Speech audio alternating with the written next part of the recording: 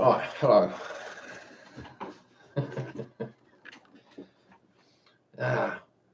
So I just thought I'd just make a video about how to be a Christian, right? Because it seems as though it's one of those things. A lot of people like to call themselves Christians, but it seems like hardly anyone actually knows what to do.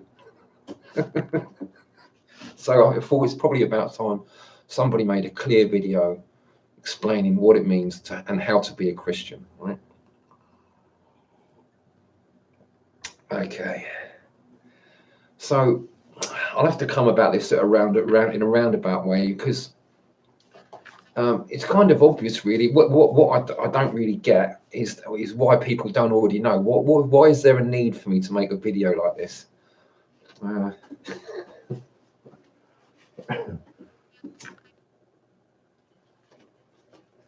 So really, it should be easy enough so that a child can understand it, right? I remember, like when I was at school, they taught us Christianity in quite a simple way. We were told about the Good Samaritan, right? Now he was this guy who was walking along the road, and well, there was another guy. There was a guy, some Philistine or something, and which has kind of become a derogatory term. But anyway, this Philistine, probably a Philistine, was on the road, like crippled. He'd been attacked, I think, and beaten up and left to die. And like these, like Pharisee, like the I think it was a Pharisee, like a book person, supposedly all high and a very pious sort of person, was walking along the road and then crossed over the road to avoid this beaten up Philistine.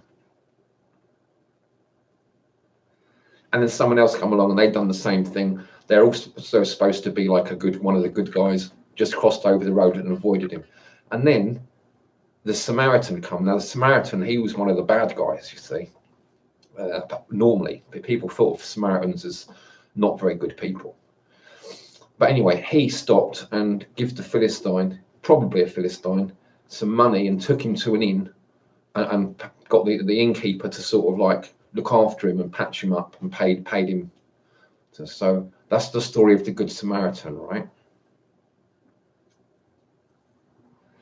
So this sort of story is the story that Christ told people in order to help them to think and behave like Christians, right? So now, when you've got people in the schools, right, the school system causing irreversible trauma to 5% of people, the visual thinkers, the right-brained visual thinkers, who incidentally also says in the Bible are the people that used to be called the seers and will later be called the saints.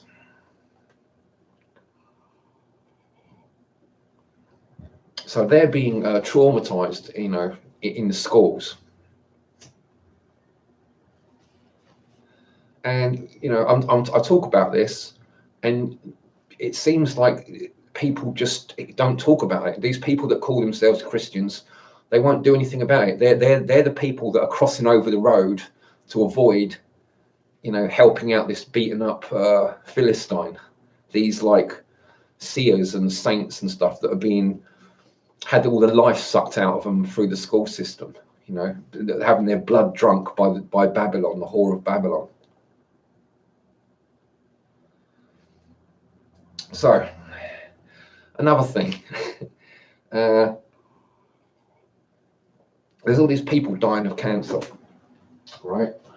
And they could be cured with cannabis extracts, right? Again, no one's talking about this. But what did Christ do? He healed people on the Sabbath.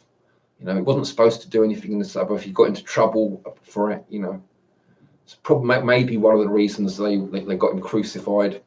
It's that time of year. We're just coming up to Easter now. So I thought I'd do like a little sermon and just remind people what it's all about, really, So Christ healed people on the Sabbath. He broke the law in order to heal people, right? Now, in modern times, you've got people like Rick Simpson. in Canada, and he was growing loads of cannabis and curing people with cancer for free, right?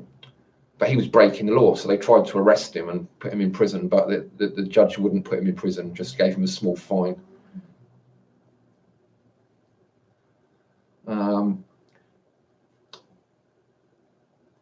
But that's really that's the example that Christ is, what he's there for. And where are all these Christians like crying out for the laws to be changed?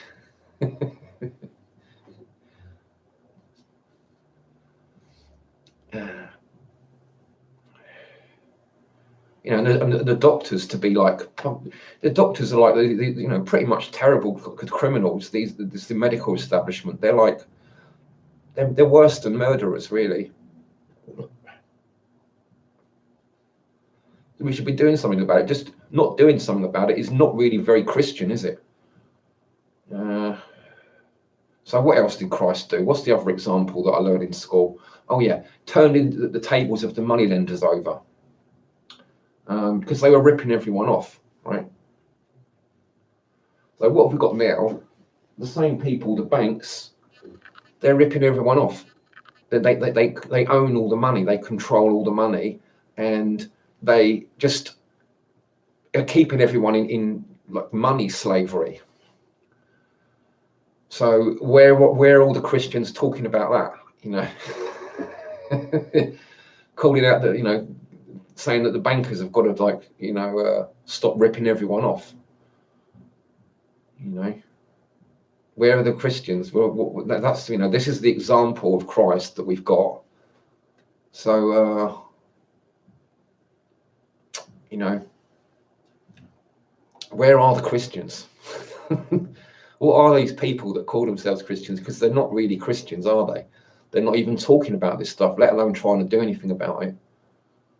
You know, so I just thought I'd just remind people what it means to be a Christian. There aren't many Christians. There's lots of people that call themselves Christians, but as far as real Christians, I don't think there are any. There's practically none. I'm probably about the closest you come, or Rick Simpson. Oh, this is funny. This just I got given one of these like leaflets the other day. Can you guess where it's from? It's funny. These are the like the top people in Jehovah's Witness. They're just like the main sort of executives and stuff. Anyway, they got this little picture on the inside, and it's supposed to be like Christ and the Last Supper, I think. You know, like they do these little pictures. And so he's the one there with the glass of wine.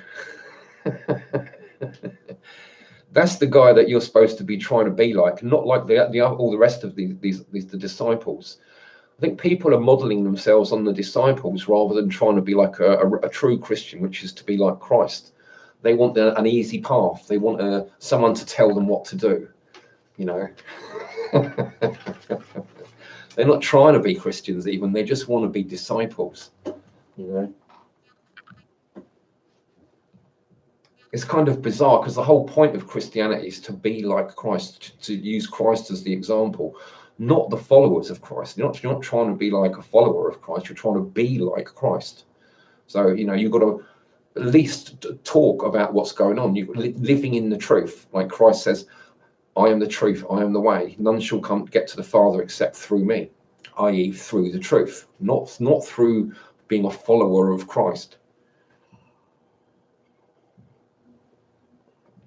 But by being like Christ, you know. So I think people just haven't, for some reason, they haven't got the guts for it. They like the idea of Christianity and being a Christian, but they don't want to have to walk the walk. They don't want to like talk about the real stuff, the sort of things that Christ would have talked about. You know, Christ is going to talk about stuff like the bankers are ripping everyone off with their fractional reserve banking system. You know, stealing little bits of everybody's money every day, and becoming extremely wealthy at everyone else's expense. You know, that's the sort of thing Christ would have been very angry about and talked about. and tried to get people to do something about it. When they come and arrested Christ, right? It would have been about this time of year, just before he got crucified. They sent a legion, a cohort of soldiers to go and arrest him. In the English Bible, it looks like a group of men. So you think it's about 20 or 30 men come to arrest him. It's not. It's more like 1,500 or 2,000 men come to arrest him. Like a small army, you know.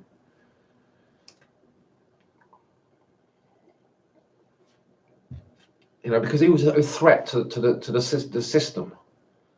You know, that's what it means to be Christian. It means to be threatening.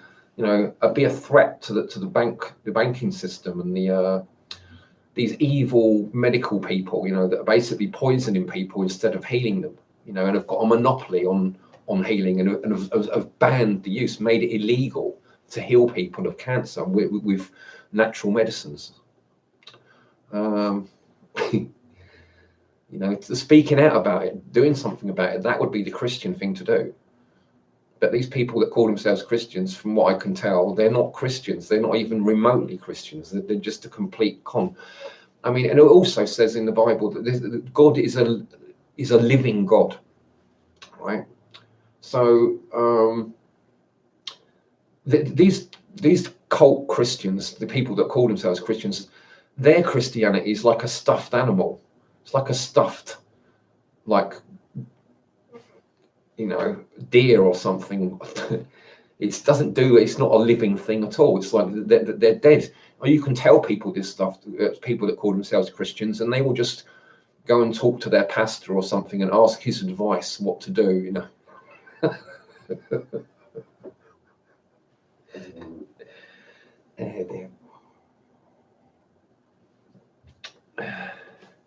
Yeah, see, that's what I see happening with Christianity. It's just, it's not a living. People aren't real Christians. They're not. They haven't got a living God. Their God is a dead God. It's like a book, you know. That's what I see them doing. They kind of like worship a book rather than, you know, follow the example that's laid out in the book. You know, they're not putting it into practice. They talk about it and pay sort of lip service to it, and they've just got completely false ideas about, you know, what it means to be Christian. I think most Christians think that they're going to go to heaven when they die, but there's nothing in the book about that at all. There's so much nonsense that people that call themselves Christians believe, and just is like,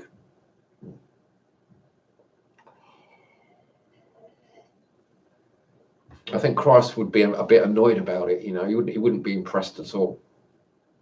I'm not impressed. Okay, thanks for watching. I think I'll make it a fairly short one today. Bye.